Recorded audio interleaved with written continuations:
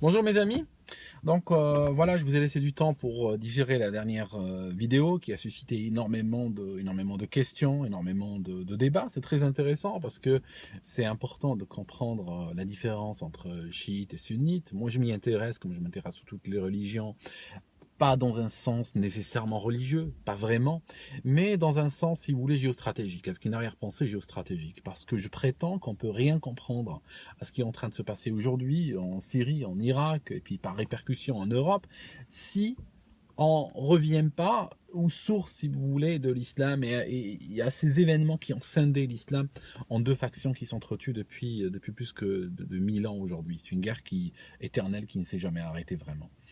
Alors, je résume très rapidement ce qui a été dit dans la dernière vidéo. Je résume aussi un point important, c'est que je suis en train d'utiliser les sources qui sont agréées par les sunnites et les chiites. Je n'utilise pas une source ou juste un élément qui n'a pas l'agrément des deux, juste pour que des gens ne viennent pas me dire « Ah oui, tu es en train de nous parler que de la version chiite, etc. » Donc, la version dont je vous parle fait consensus chez les chiites, chez les sunnites et même chez les historiens non musulmans, d'accord? Parce qu'elle a eu des répercussions énormes.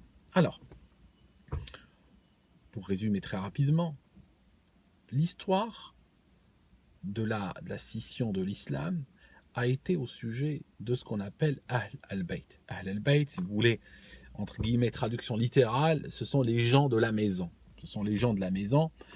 Alors, ce groupe de personnes a été défini par Mohammed de son vivant. D'accord? Ces personnes ont été définies, il s'agit de 4 personnes, et les sunnites et les chiites acceptent cette liste de manière exhaustive et n'ont pas vraiment de débat là-dessus. Alors ces 4 personnes, je vous avais dit que c'était Fatima, c'est la seule femme du groupe, c'est la fille de Mohammed en fait, c'est Ali, qui était son mari, et puis ses 2 enfants, leurs 2 enfants si vous voulez, Hassan et Hussein. Alors, quelqu'un qui regarde distraitement les événements peut s'imaginer que bon, le prophète des musulmans meurt, il laisse après lui 4 personnes, il recommande aux musulmans d'honorer, de respecter et tout ça et de suivre ces 4 personnes. C'est écrit dans le livre des chiites et des sunnites. Et qu'est-ce qui se passe? On peut facilement imaginer qu'ils ont bien vécu, qu'ils ont dû vivre une vie honorable, saine, dans le respect, dans le kavod, comme diraient les juifs. Et en fait, non, pas du tout. Pas du tout. Parce que ce qui s'est passé, c'est que les 4 ont été tués. Alors, là, je viens de dire un truc chiite. Je vais équilibrer mon discours et vous dire un truc sunnite. Ce truc sunnite dit que 3 ont été tués. Et la 4e personne, il y a différentes versions de sa mort. Mais vous comprenez qu'il y a eu un massacre. Il y a eu ces 4 personnes, elles ont été tuées. Alors, Fatima est morte en premier. D'accord, c'est la seule femme du groupe, c'est sur elle qu'il y a des différences exactement comment elle est morte. Les chiites, elle est morte 81 jours seulement après la mort de son père, et elle avait 28 ans et elle était relativement en bonne santé. Donc c'est vrai que les sunnites n'arrivent pas avec une explication claire pourquoi elle est morte. Les chiites disent qu'elle a été battue et elle est morte. Les 3 hommes ont tous été tués. Et ça, il y a un consensus total entre chiites, sunnites et même chez les historiens non musulmans. Donc vous comprenez bien que les proches de Mohammed ont été attaqués au lendemain de sa mort, littéralement. Dès qu'il est mort, les personnes qui étaient les plus proches de lui, qu'il a lui-même recommandé, ont commencé à subir des attaques. Donc il dit attaque, dit pourquoi ils ont été attaqués. Il faut se poser la question, pourquoi des gens recommandés par le prophète Mohammed se font attaquer, et dit aussi que ils sont attaqués par qui et ils sont défendus par qui, parce que dès que vous avez quelqu'un qui est attaqué, il y a un groupe qui va le défendre et il y a un groupe qui va l'attaquer. Voilà. Et là on commence à visualiser doucement les chiites et les sunnites. Alors, chiite, je vous l'avais déjà dit, chiite veut dire partisan, d'accord, et en fait le mot complet, si vous voulez, c'est Shi'atu Ahlul Bayt. C'est les partisans de Ahlul Bayt. Les chiites sont les gens qui sont mis du côté d'Ahlul Bayt. Donc c'est leurs partisans. Alors, l'attaque a été justifiée par le point suivant. C'est que, une fois que les califes, et en particulier les Omeyyades, Muawiyah et son fils et vous descendez, sont arrivés au pouvoir, d'ailleurs les Abbassides qui sont venus après n'ont pas fait mieux, sont arrivés au pouvoir, ils ont eu un problème. Ils voulaient 0 opposition. Hein. Dès qu'une tête dépassait, il la coupait. C'est très simple. Quand le particulier osait, quand le plébéien osait critiquer, il était assassiné, était liquidé de manière très, très, très simple.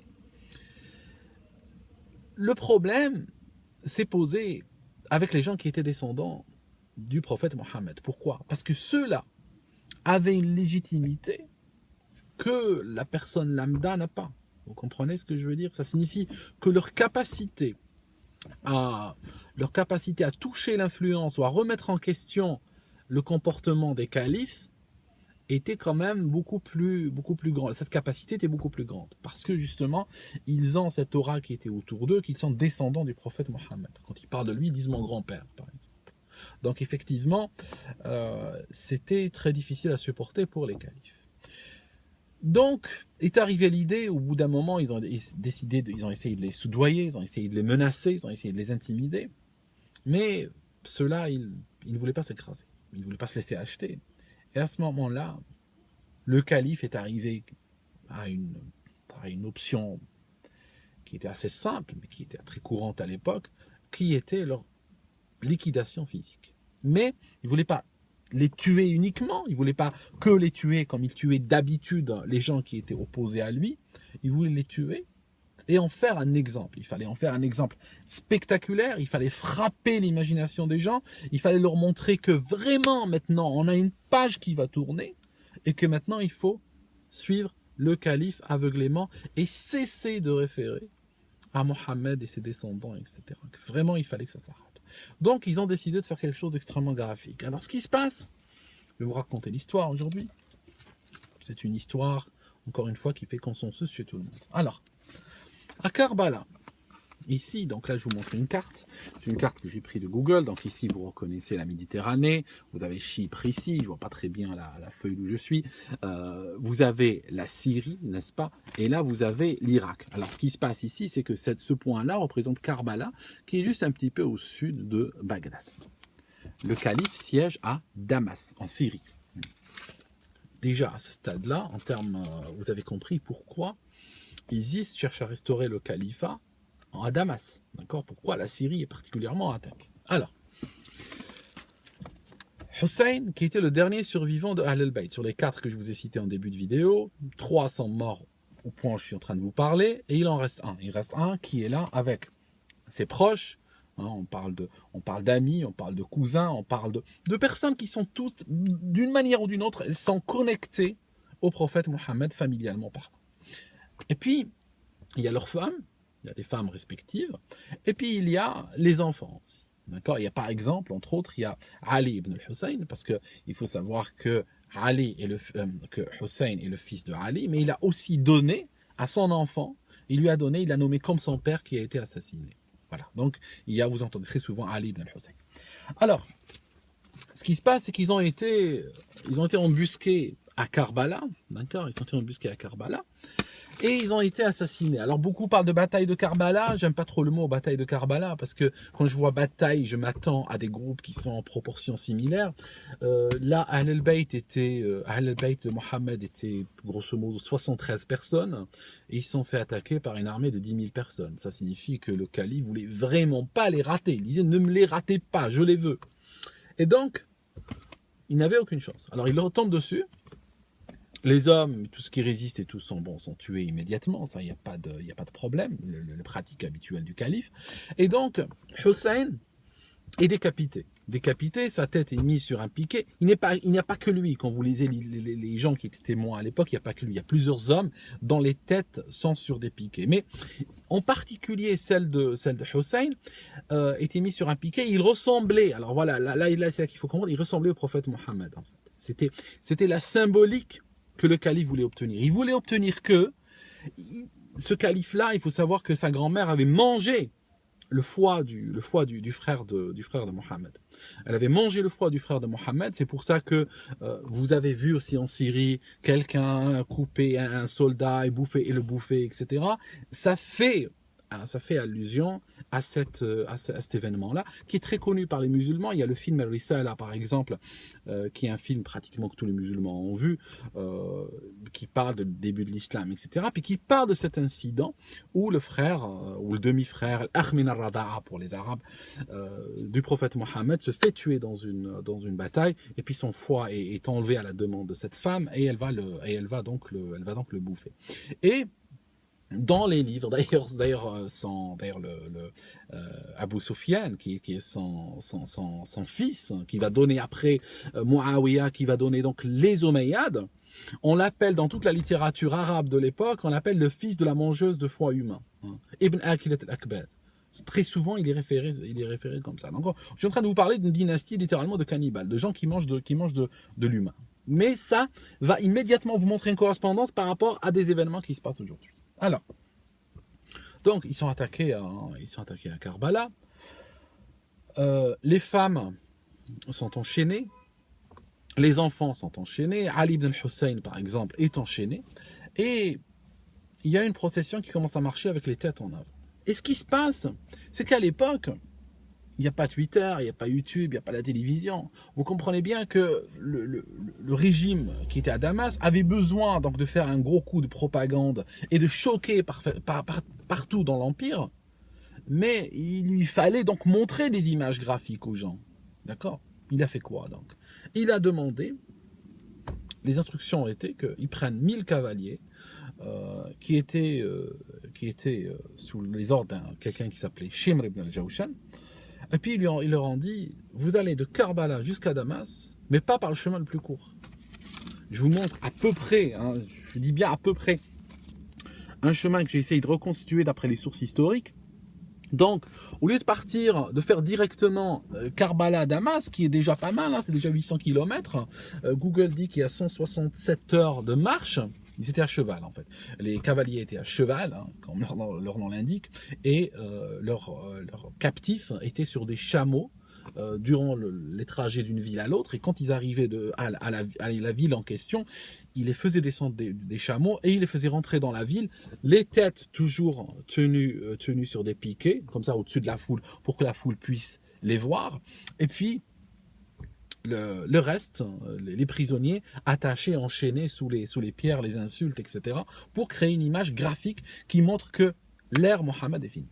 Alors, ce qui se passe, c'est que ils sont partis d'une ville à l'autre, et donc ils arrivent à des villes. Par exemple, ils arrivent à Tikrit. Alors, Tikrit, vous savez, Tikrit, c'est la ville d'où était originaire Saddam.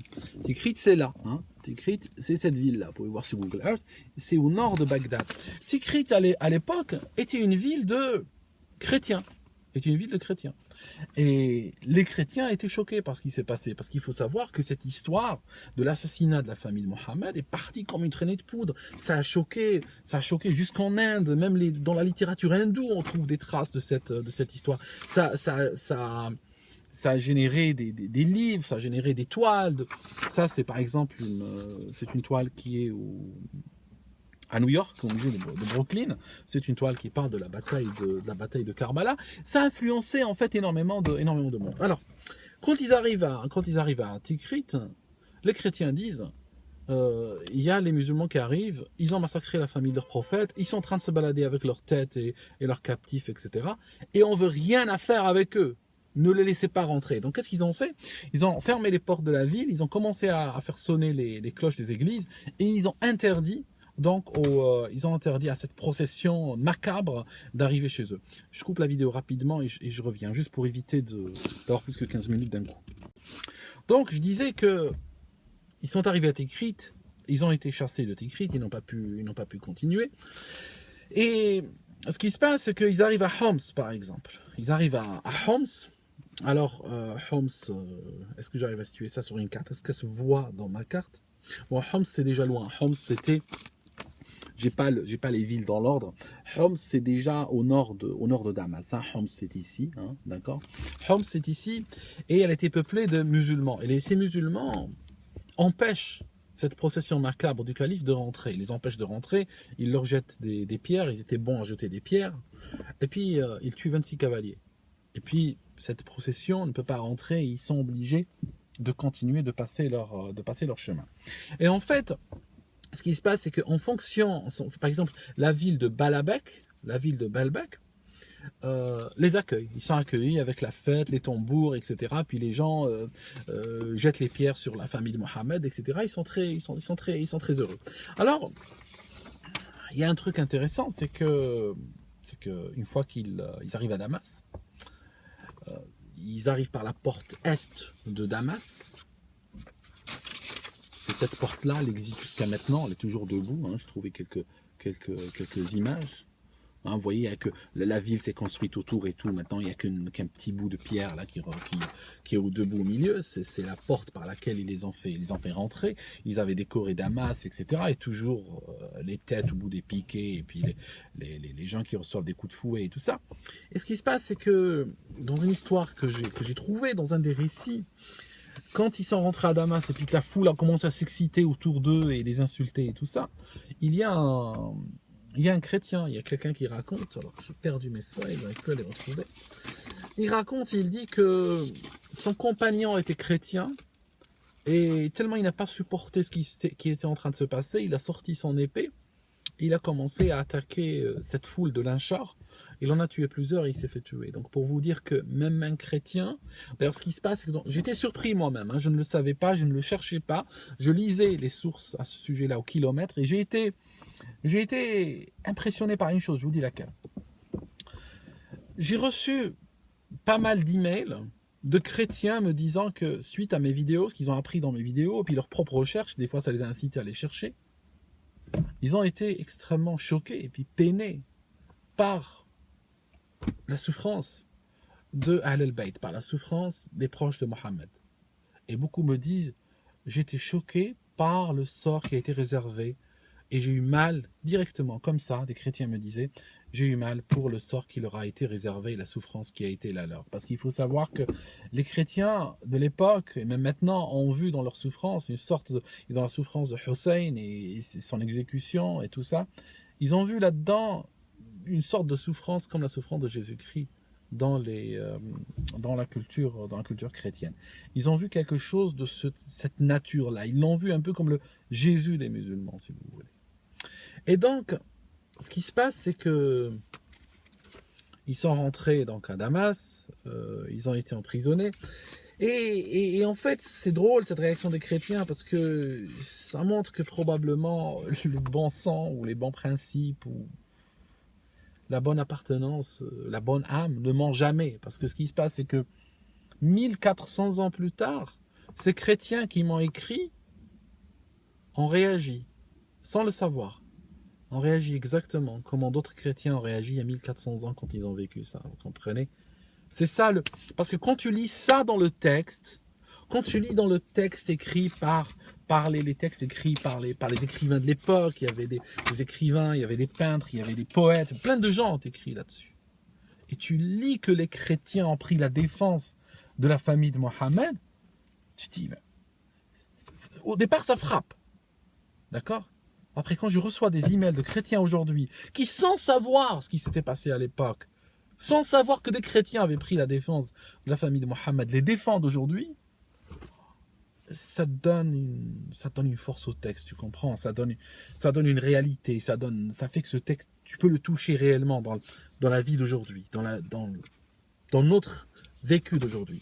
Et en fait, ce qui se passe, c'est que si vous regardez aujourd'hui, par exemple, ISIS, pratiquement les villes qui ont empêché cette procession macabre de rentrer sont des villes martyrisées aujourd'hui. Les chrétiens qui, à l'époque, se sont mis du côté de la famille de Mohammed sont massacrés un par un aujourd'hui. Et leurs femmes vendues sur leur marché et enchaînées comme l'étaient les femmes descendantes de Mohammed à l'époque. Commencez à visualiser, c'est une reconstitution. Ce que vous êtes en train de voir, c'est une reconstitution. Les musulmans sont très fanatiques de ça. Il y a eu dans l'histoire de l'islam plusieurs fois des reconstitutions de crimes qui ont été commis bien plus tôt dans l'histoire de l'islam. Je ne vous donne pas d'exemple à ce stade aujourd'hui, mais il faut savoir que cette répétition fait partie de la culture. Alors, à ce moment-là, vous comprenez bien que le monde musulman, n'est-ce pas, n'était pas unanime sur le traitement qui a été réservé à Ahl-Bayt. Comprenez bien qu'un crime de cette taille-là ne pouvait pas faire l'unanimité. Alors il y a eu quoi? Il y a eu des musulmans qui l'ont accepté, qui se sont mis du côté du calife par peur, par intérêt, par je ne sais pas, parce qu'ils croyaient que bon, ben, le calife est le représentant, comme il disait lui-même, hein, le calife est une sorte d'envoyé divin, et puis il n'avait pas à se rebeller contre lui, hein, famille du prophète ou pas famille du prophète, ils se font massacrer, et puis terminé, on n'en parle plus. Donc il y a des musulmans qui, pour une logique qui a été la leur, se sont mis du côté du califat, et d'autres qui ont dit c'est un califat maudit, c'est une nation maudite qui a attaqué la famille de Mohammed, et on va se mettre du côté de la famille de Mohammed. Et on va les défendre les survivants, on va maudire leurs ennemis jusqu'à la fin des temps, et on va maudire et on va rejeter tous les imams, tous les sources, tous ces gens excusez-moi, c'est très difficile, je suis en train de réfléchir en arabe et en français. Vous voyez ce que ça me fait, ça bloque un peu le flux par moment. En fait, ce qui se passe, c'est que ça a scindé l'islam en deux, si vous voulez. Ça a scindé littéralement l'islam en deux. Une partie des musulmans ne pouvait pas accepter ce qui s'était passé à Ahl-Bayt. Je pense que tout le monde peut le comprendre, hein, c'est pas très compliqué. Donc, ce qui s'est passé, c'est que ils sont appelés Shi'at Ahl-Bayt, donc les partisans d'Ahl-Bayt, ce qu'on appelle aujourd'hui les chiites, en raccourci. Donc, les chiites ne jurent que par Mohammed et Ahl-Bayt. À l'époque, bien sûr, le calife s'attendait à une réaction pareille. Le calife espérait qu'avec un acte d'une telle laideur, qu'avec un truc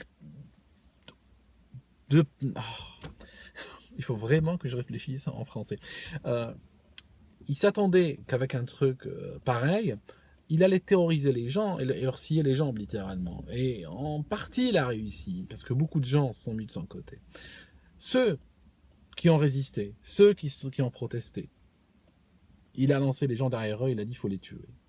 Et donc, c'est de là qu'est née la haine, si vous voulez, des chiites. La haine des chiites, c'est les califes omeyyades, et après eux, les califes abbassides, qui ont aussi tué près de la Mecque des gens qui étaient proches de Mohammed. Ce qui s'est passé, c'est qu'ils les ont pourchassés, ils ont pourchassé Ahl al-Bayt, n'est-ce pas? Ceux qui n'ont pas pu avoir à Karbala, ils les ont pourchassés, et ils ont pourchassé les gens qui les ont cachés, les gens qui les ont défendus, les gens qui les ont protégés avec leur corps, en quelque sorte. Et donc, vu que les califes insultaient et menaçaient et tuaient les chiites, donc les pro-califes ont commencé à haïr les chiites et eux aussi à vouloir les tuer, les dénoncer là où ils les trouvaient, etc. Et cette haine contre les chiites, vous la trouvez intégrale, vous la trouvez intacte depuis 1400 ans chez énormément de gens. Vous trouvez partout, vous allez même en Algérie par exemple, ou en Égypte ou autre, vous allez trouver des gens qui ont une haine noire qui leur a été enseignée dès l'enfance en fait, par leurs propres parents en réalité. Et franchement, un enfant à qui on enseigne la haine depuis quand il a 5 ans et moins, c'est vrai que c'est très difficile de le récupérer à l'âge adulte. Alors ce qui se passe, c'est que cette haine, on la retrouve aujourd'hui intacte. Quand vous racontez une histoire comme celle-ci, par exemple, devant un auditoire de musulmans qui viennent d'Algérie ou du Maroc ou de Tunisie ou d'Égypte ou autre, vous allez avoir deux réactions. Vous allez avoir pratiquement les deux réactions qui ont eu lieu à l'époque où ce crime est arrivé. Vous allez avoir ceux qui vont se mettre du côté de Ahl-Bayt. D'accord? Vous allez avoir ceux qui vont se mettre du côté d'Ahl-Bayt. Et vous allez avoir les gens qui vont se mettre du côté du califat, qui sont généralement les plus agressifs. Vous allez voir, même dans les commentaires des vidéos, ce sont eux qui menacent, ce sont eux qui insultent, ce sont eux qui parce qu'ils ont ils se reconnaissent dans cette tradition, n'est-ce pas? Ils se reconnaissent dans cette tradition de je te coupe la tête et je te la mets sur un piquet et je fouette les femmes et j'assassine tout le monde, etc. Cette violence-là, c'est de là qu'ils l'ont hérité. Et ceux-là, malheureusement, ils sont parmi nous. Donc il y a le chiisme et le sunnisme.